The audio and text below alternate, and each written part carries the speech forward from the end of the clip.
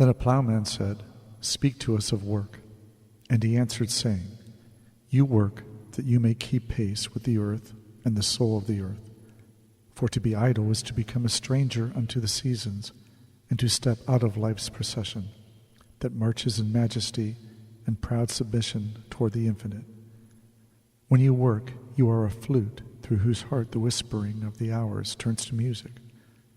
Which of you would be a reed, dumb and silent, when all else sings together in unison? Always you have been told that work is a curse and labor a misfortune. But I say to you that when you work, you fulfill a part of earth's furthest dream assigned to you when that dream was born. And in keeping yourself with labor, you are in truth loving life. And to love life through labor is to be intimate with life's inmost secret. But if you in your pain call birth an affliction, and the support of the flesh a curse written upon your brow, then I answer that naught but the sweat of your brow shall wash away that which is written. You have been told also that life is darkness, and in your weariness you echo what was said by the weary. And I say that life is indeed darkness, save when there is urge, and all urge is blind, save when there is knowledge, and all knowledge is vain, save when there is work, and all work is empty, save when there is love. And when you work with love, you bind yourself to yourself, and to one another, and to God. And what is it to work with love? It is to weave the cloth with threads drawn from your heart, even as if your beloved were to wear that cloth. It is to build a house with affection, even as if your beloved were to dwell in that house. It is to sow seeds with tenderness and reap the harvest with joy, even as if your beloved were to eat the fruit.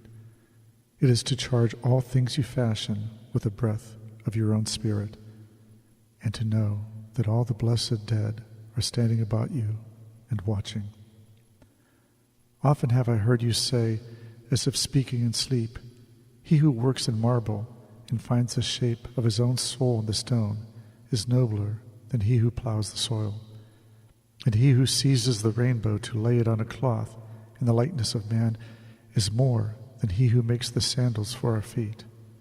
But I say, not in sleep, but in the overwakefulness of noontide, that the wind speaks not more sweetly to the giant oaks than to the least of all the blades of grass.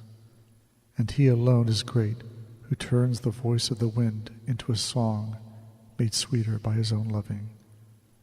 Work is love made visible. And if you cannot work with love, but only with distaste, it is better that you should leave your work and sit at the gate of the temple and take alms of those who work with joy. For if you bake bread with indifference, you bake a bitter bread that feeds but half man's hunger. And if you grudge the crushing of the grapes, your grudge distills a poison in the wine. And if you sing though as angels, and love not the singing, you muffle man's ears to the voices of the day and the voices of the night.